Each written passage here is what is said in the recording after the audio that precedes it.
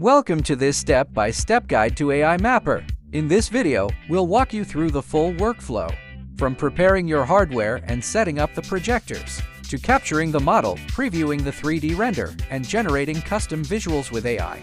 Let's get started. Before starting, ensure all hardware is properly connected, and the projection model is ready. For best results, use a matte off-white or gray surface. Avoid transparent or reflective materials. Position the projectors in front of the model to ensure full coverage. If you haven't installed it yet, download the AIMapper app from Google Play, launch it, and log in with your registered email. Once you log in, you'll land right on the welcome page. You can create a new project, just click New Project and give it a name.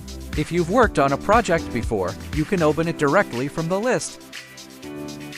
Open the side panel to view all connected signal sources. Click Projection Mark to test all projectors simultaneously. Once the projector setting is ready, capture footage with your camera as recommended layout. Before moving on, please preview all captured footage. Make sure there is no jitter or overexposure and start 3D modeling.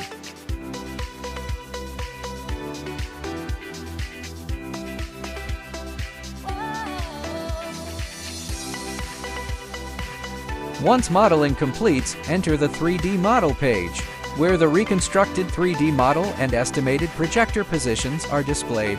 You can drag and scroll with the mouse to adjust the view and inspect details from any angle. To verify model quality, click Alignment Test if the pattern is clear and ghost-free. Now, enter AI Generation page.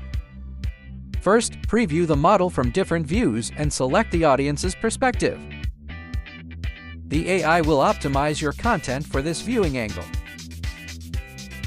Before moving on, we recommend adding 2 reference images as the start and end frames for smoother results. Now you can describe the model and your desired visual effect in the prompt. Click AI Generate to start.